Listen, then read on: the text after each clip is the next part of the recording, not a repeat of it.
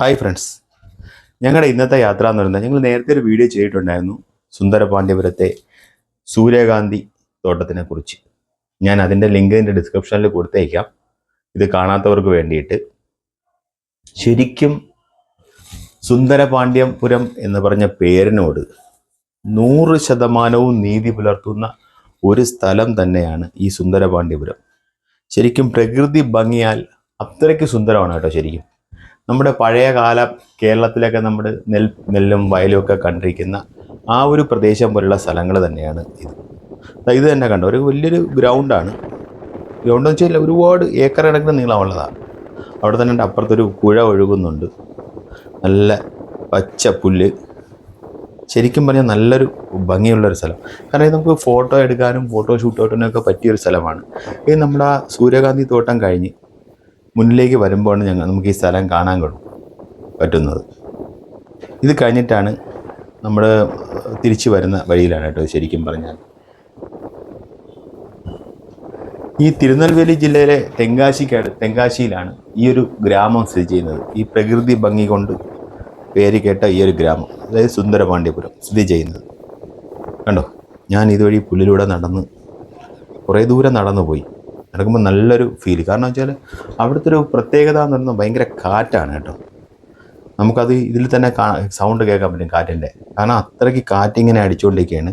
ഇതിൻ്റെ ചുറ്റും ഒരുപാട് വിൻഡ് മില്ലുകളും അങ്ങനെ ഇതെല്ലാം സ്ഥാപിച്ചിട്ടുണ്ട്. കാരണം അത്രമാത്രം കാറ്റ് കിട്ടുന്നത് കൊണ്ടാണല്ലോ അവിടെ വിൻഡ് മില്ല് സ്ഥാപിച്ചിരിക്കുന്നത്. കാരണം അത്രയ്ക്ക് അടിപൊളി ഒരു സ്ഥലം തന്നെയാണ് കേട്ടോ. കണ്ടോ, ഇത് കാണുമ്പോൾ തന്നെ നമ്മൾ ഇതേപോലെ ഫോട്ടോസൊക്കെ നേരത്തെ കണ്ടിട്ടുണ്ടായിരിക്കും. ശരിക്കും എനിക്ക് തോന്നുന്നു ഈ ഒരു സ്ഥലങ്ങളായിരിക്കാം അതെല്ലാം. കാരണം അത്രയ്ക്ക് ഭംഗിയാണ് സ്ഥലം കാണാനായിട്ട്.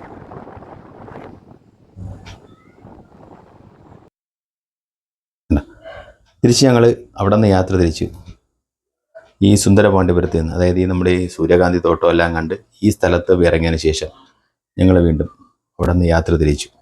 ഇത് ഞങ്ങൾ കാറിലിരുന്ന് ഷൂട്ട് ചെയ്തതാണ് കേട്ടോ. ആ ഒരു പ്രകൃതി ഭംഗിയും എല്ലാം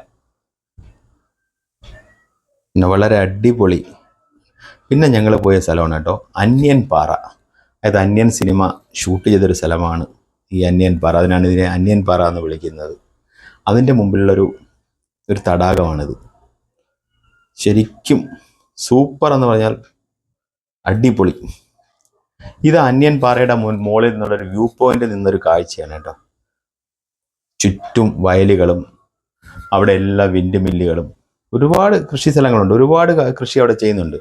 ഉള്ളി, അങ്ങനെ ഒരുപാട് കൃഷികൾ.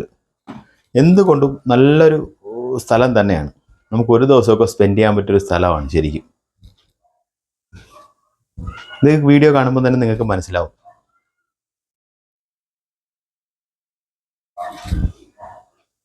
കണ്ടോ, അടിപൊളിയല്ലേ. ഇതാണ് കേട്ടോ അന്യൻ പാറ. ഏത് അന്യൻ സിനിമയിൽ ഇവിടെ വെച്ചാണ് ഷൂട്ട് ചെയ്തത്. അതുകൊണ്ടാണ് ഇതിന് അന്യൻ പാറ. കാരണം ഈ പാറയിൽ ഓരോ ഫിലിം ആക്ടേഴ്സിൻ്റെ പടം ഉണ്ടായിരുന്നു. ഇപ്പോൾ അതെല്ലാം മാഞ്ഞു പോയിട്ടുണ്ട്. അതുകൊണ്ട് ഇതിൽ അവിടെ തെളിഞ്ഞ് കാണാൻ പറ്റുന്നുണ്ട്. കാരണം അത്രയ്ക്ക് നല്ലൊരു ബ്യൂട്ടിഫുൾ ആയിട്ടുള്ളൊരു സ്ഥലം തന്നെയാണ് ഈ സുന്ദരപാണ്ഡ്യപുരം. എൻ്റെ ഈ വീഡിയോ നിങ്ങൾക്ക് എല്ലാവർക്കും ഇഷ്ടപ്പെട്ടു എന്ന് കരുതുന്നു. വീഡിയോ ഇഷ്ടപ്പെട്ടെങ്കിൽ ലൈക്ക് ചെയ്യുക, ഷെയർ ചെയ്യുക, സബ്സ്ക്രൈബ് ചെയ്യുക. വീണ്ടും പുതിയൊരു വീഡിയോയുമായി വരുന്നത് വരെ ബൈ.